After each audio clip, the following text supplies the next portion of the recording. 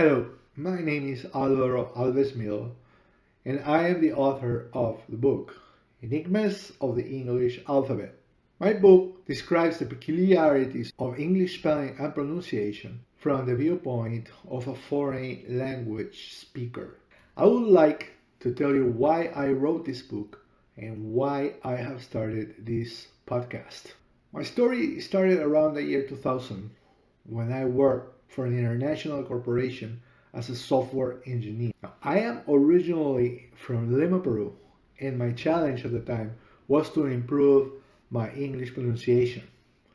I had a little bit of a heavy accent, a Latin accent, so I would say, "Good morning, how are you? I am happy to meet you." At the time, I was based in Miami, Florida, and working for this company allowed me to interact with people from all around the world, including Europeans, Indians, and of course, South Americans. One thing I noticed is that we all had similar problems with pronunciation. There was usually hesitation, difficulty, or some sort of struggle to speak. The majority was able to read, write, chat, etc., as long as it was done in writing. But speaking was a bigger challenge. Now, I was in Philadelphia on assignment, and this was a great place to get immersed in English. Miami has a huge number of people who speak Spanish, so it was not as easy to get immersed in English as it was in Philadelphia. So I was doing a little tourism downtown Philadelphia, and I went to the reading terminal or the reading market. So I wanted to visit the reading railroad. If you played Monopoly, you will remember there were four railroads, and one of them was the reading railroad. At least that's what I thought. So I asked someone, "Where is the reading railroad?" And this person, he looked at me half with amusement and half with pity a little bit, and with some sympathy, and told me it is not reading, it is reading. It is the Reading Railroad. But this was a little shock for me. So I asked him, why? All my life, reading has been Reading, has been pronounced reading. Why would this be reading? And he replied, I don't know, but that is the way it is. Now, this really surprised me. At that time, I thought English must have spelling rules, which were probably very complex, and I didn't know them. So I decided to learn these rules, as I was tired of being corrected or not being able to pronounce words, especially new words that I knew because there were Latin words that were similar to Spanish, but I was not able to pronounce them in the same way that a native speaker would pronounce it. There's also a situation which happens when you don't have the correct terms defined for a subject, and I did not have all the correct terms defined for English reading.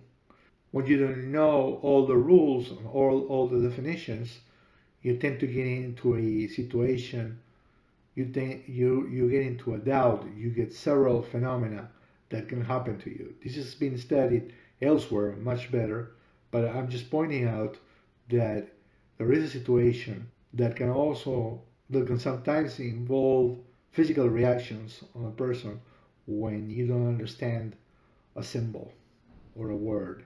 So I looked at courses in universities, but none of them seemed to explain my doubts and answer my questions about spelling. They all included a lot of audiovisual aids, but none of them explain what spelling rules were applied.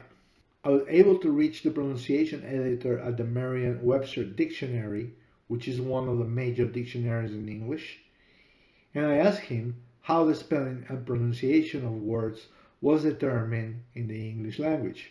Well, he told me that there are really no rules and no books explaining this relationship, and they just follow the general pronunciation of native speakers independently of how they are written. Now, that to me was really a shock. I did not expect this situation. A major language like English has no rules? This is peculiar among all major European languages. To illustrate this, I compared an English dictionary against a German, Italian, French, and Spanish dictionary, and I was able to confirm the only dictionary showing a pronunciation guide for each and every word in the dictionary was the English dictionary. All other dictionaries use only the alphabet and additional diacritic symbols as needed to represent the different sounds in the words. This was very puzzling. The first book that shed some real light on the subject was Mother Tongue. Actually, the full title is The Mother Tongue, English and How It Got That Way by Bill Bryson. He describes many of the inconsistencies of English, and he seems to accept the situation.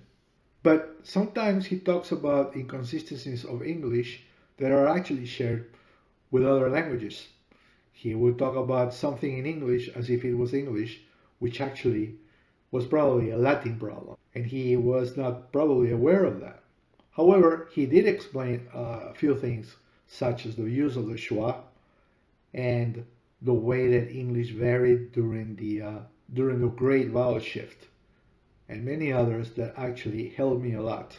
However, even though he explained all these inconsistencies and all of these problems that happen in English, he basically said that he's happy with English the way it is because it is not like other European languages which use diacritic symbols, and basically nothing needs to be done about it.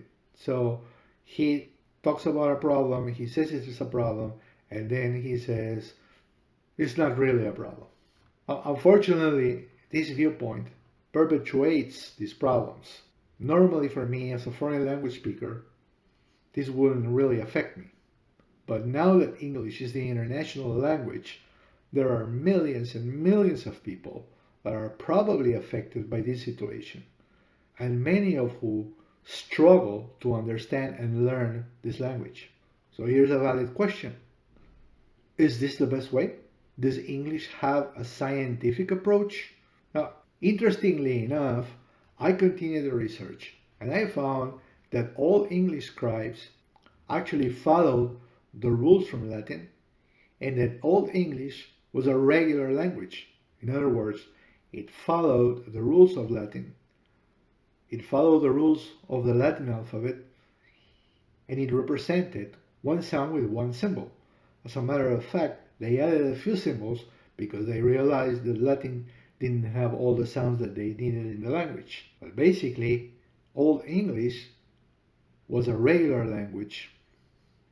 In other words, you didn't need a pronunciation guide in Old English. For example, one of the rules that they followed from Old Latin was the use of one consonant or two consonants to identify a long and a short vowel. So in this word here, in the word diner, there's one N, meaning that the first vowel is long and the second vowel is short. While in the word dinner, there are two consonants between the vowels, which means both vowels are short and are pronounced dinner. This and a few other rules helped me to remove a lot of confusion and allowed me to improve my pronunciation, as I am able to understand in many cases why a word is written and pronounced without the need of learning a separate pronunciation guide for each word as required by traditional methods. The intention of the book and of this podcast series is to share these facts with you and to start a discussion that can help more than 1 billion people who learn English, the great majority of whom have a difficult time learning this vital and important language. So join me on the next episode and we will explore the history of English, the history of spelling, the history of the scribe, and how it evolved during the years, why English evolved from a regular language into an irregular language that do not follow rules, as was explained by Merriam-Webster. Thank you, and please don't forget to like and subscribe to our channel.